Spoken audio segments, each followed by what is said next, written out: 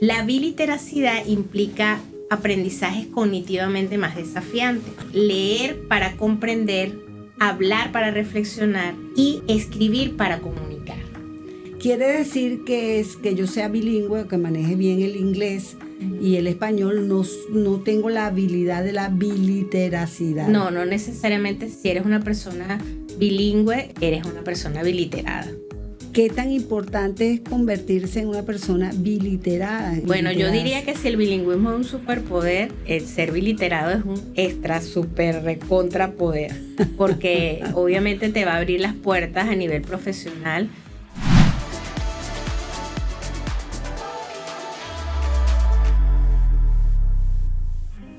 ¿La biliteracidad es lo mismo que el bilingüismo? Biliteracidad es un término que define esa capacidad que tienen algunas personas de usar el repertorio lingüístico de diferentes idiomas y lo usan con una naturalidad para hablar, para redactar, para relaciones sociales. Ese es el tema que vamos a abordar en este episodio de la Escuela Diversa. ¿Nos puede explicar si hay diferencias entre el bilingüismo y la biliteracidad? Le hacemos esta pregunta a la psicopedagoga Fabiola Lozada. Ella es magíster en educación, equidad y culturalmente diversa, especialista en educación bilingüe de la Universidad de Colorado. Entonces hay que desarrollar la biliteracidad. Bueno, vamos a partir primero de diferenciar lo que es el bilingüismo y la biliteracidad. El bilingüismo es la capacidad que tiene un sujeto en comunicarse en dos idiomas, de dos. Ya sea la parte de su lenguaje oral, de entender, de escribir y de leer el idioma, ¿verdad? La biliteracidad implica aprendizajes cognitivamente más desafiantes, porque él va a poder leer para comprender, hablar para reflexionar y escribir para comunicar. Entonces, la biliteracidad es como una capa superior del bilingüismo. Podemos nosotros hablar, leer de manera como funcional, escribir algunas cosas en inglés, pero no necesariamente por eso alcanzamos la biliteracidad. Cuando escribimos un ensayo, cuando leemos y podemos dialogar de lo que leemos, entonces ahí sí hablamos de una biliteracidad. Qué interesante esa distinción, porque claro, uno hace el esfuerzo, si maneja el idioma, de redactar en inglés, por ejemplo, y se profundiza en el estilo, cómo hablan o cómo escriben diferentes medios de comunicación para titular.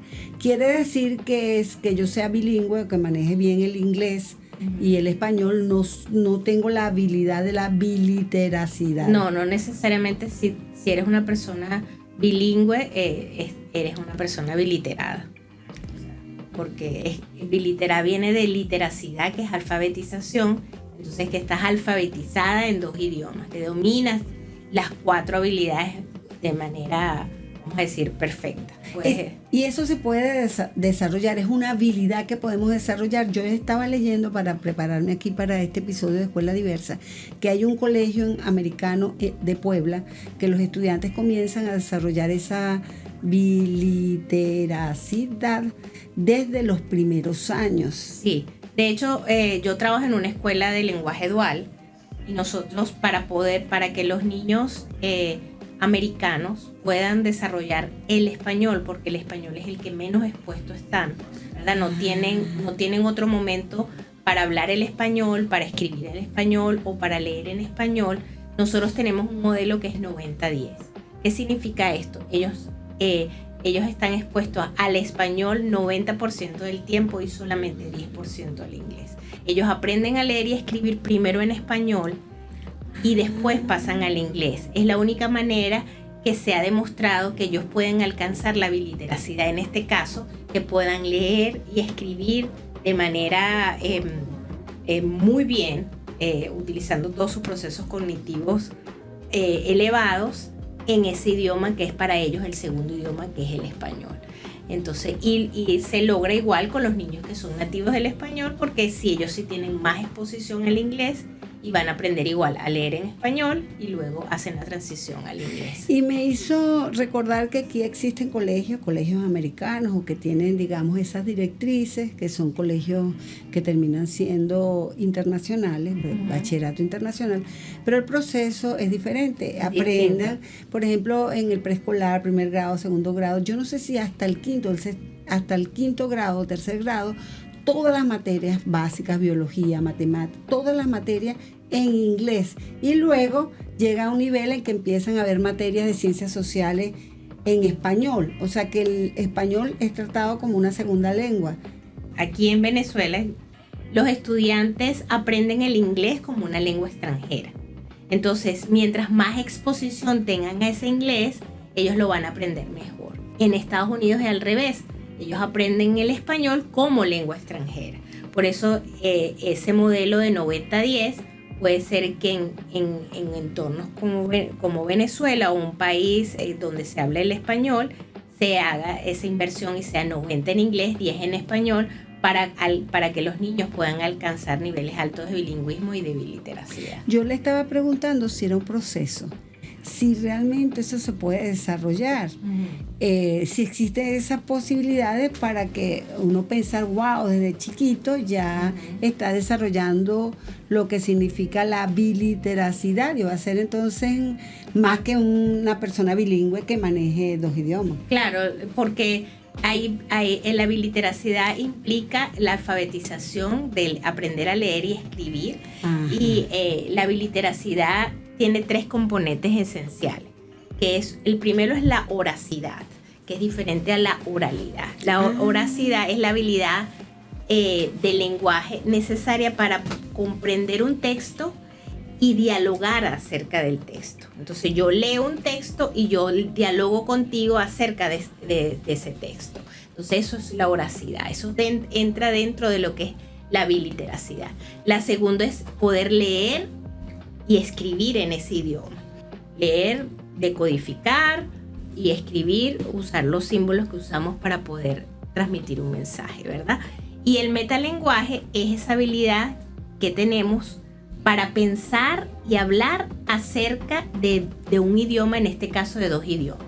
Entonces, cuando el niño trabaja con el metalenguaje, él comprende las semejanzas y las diferencias que tienen un idioma y el otro, y puede hacer las transiciones entre los idiomas. Me encanta mucho eso de leer y escribir, porque uno siente que cuando uno estudia inglés, o los que estudian francés, hay unos que eso les encanta el alemán, cualquier otro idioma, aprenden a leer y a escribir, pero entonces esta lectura y escritura es diferente cuando ya estás en el proceso de la biliteracidad. Claro, vamos a decir, es la lectura, pero y escritura, como aprendemos a leer y escribir en español, o aprendemos a leer y escribir en inglés, pero además tiene otros procesos, como es el de la oracidad y el metalenguaje. Por eso, si nosotros leemos y escribimos nada más, y no tenemos esa capacidad de leer un texto, de comprenderlo a profundidad, de dialogar acerca del texto, o de saber las diferencias y similitudes que tiene los 2 idiomas, no podemos hablar de biliteracidad, sino de bilingüismo. Pero fíjese que me parece que hay como un límite muy delgadito, porque yo conozco personas que manejan muy bien y leen muy bien el libro, les gusta leer en otro idioma, por ejemplo en inglés, y me imagino que les gusta leer porque lo están comprendiendo, o hay una comprensión diferente más allá, si ya tú tienes desarrollado la biliteracidad. Bueno, yo por ejemplo, en mi experiencia personal, yo me considero una persona bilingüe, pero no me considero una persona biliterada, porque de hecho, yo entiendo el inglés, lo puedo hablar, me puedo comunicar con alguien en inglés, puedo leer el inglés, entiendo un texto, vamos a decir un 98% de lo que puedo leer, lo entiendo, pero no puedo dialogar en la manera como estoy dialogando contigo y hacer una exposición de ideas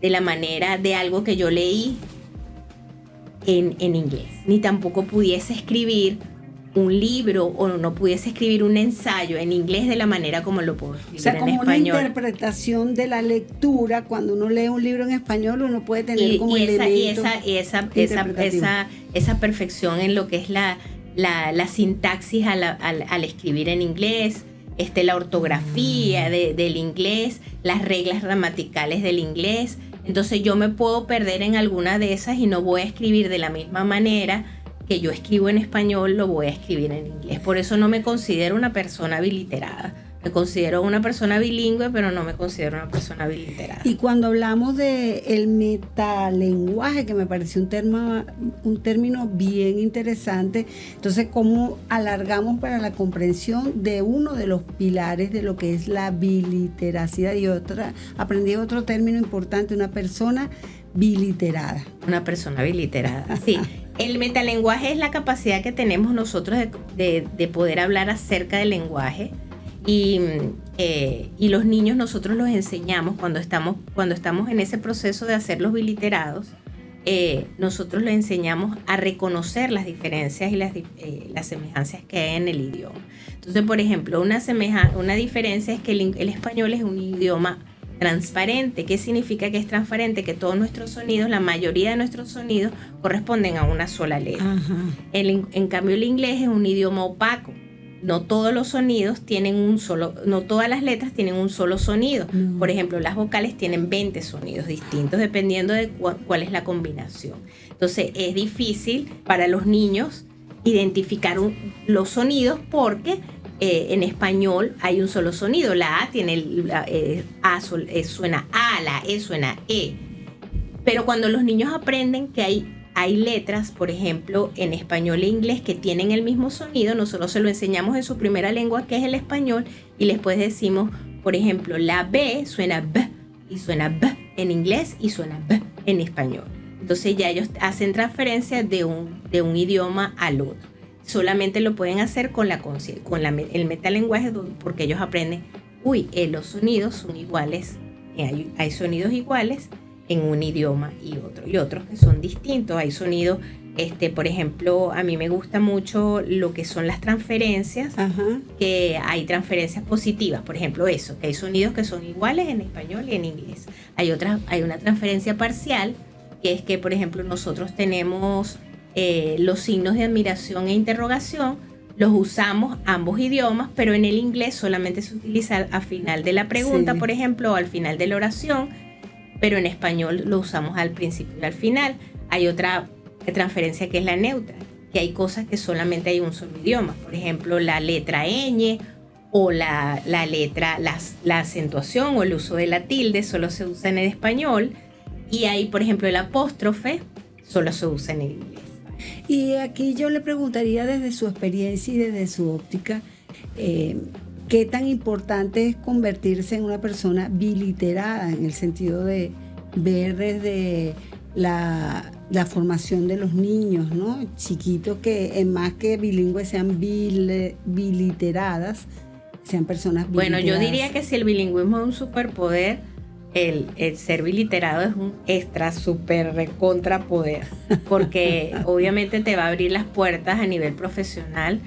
El hecho de que tú puedas comunicar no solo tus ideas en tu primera lengua, puedas escribir, puedas hacer, entender, dialogar con otros en otra lengua, eso te abre muchísimas puertas a nivel profesional. Claro, y existen limitaciones, es decir, en ese proceso de aprender a convertirnos en personas biliteradas, o los niños, que es donde debemos enfocarnos en este momento, para que puedan contener esas competencias de ser bilateradas cuando sean adultos, cuando sean jóvenes. ¿Hay limitaciones en ese proceso? Bueno, yo más que limitaciones vería que lo importante es tener un contexto de oportunidades reales para el niño. Es un contexto ideal, una escuela que realmente ofrezca todos los principios para desarrollar la biliteracidad, todos los recursos, todas las herramientas. El personal tiene que ser un personal altamente bilingüe, por ejemplo, que sean nativos de los idiomas, el que hable español sea nativo del español, el que hable inglés o otro idioma sea nativo del inglés, para que el niño esté expuesto a esos que conozcan todos los procesos de enseñanza de ambos idiomas, que sepa que el niño tiene que apropiarse primero en su primer idioma y hacer las transferencias al segundo idioma, que conozca cómo se hacen esas transferencias, que sepa que el niño puede usar todo su repertorio lingüístico al hablar, al escribir. O sea, si comprendo bien, rematamos diciendo que, claro, esa biliteracidad nos va a permitir que el niño, por ejemplo, si es español, si es su lengua nativa es el español, pues pueda desde el principio de su escolaridad comenzar en inglés hasta el 3º o 4º grado. No, al revés. Si en el caso de un niño con una en la necesidad educativa, pero no regular, un niño regular va a empezar desde pequeño, desde muy pequeño con el segundo idioma. Con el segundo. Estos niños se van a incorporar de acuerdo a su necesidad o su requerimiento. En el salón de clase puede ser que estén expuestos a los 2 idiomas porque van a estar con todo su grupo de la misma manera como lo van a hacer sus pares. Pero el abordaje, el apoyo psicopedagógico se hace en su primer idioma. Excelente, muchísimas gracias por permitirnos ver, digamos, ese mundo de la biliteracidad y todo lo que lleva a una persona, ¿cómo es? Un superpoder, ¿cómo era que decía? Un super triple megapoder de ser biliterado. De la propia palabra de la psicopedagoga que nos ha acompañado en esta información, Fabiola Lozada. Muchas gracias.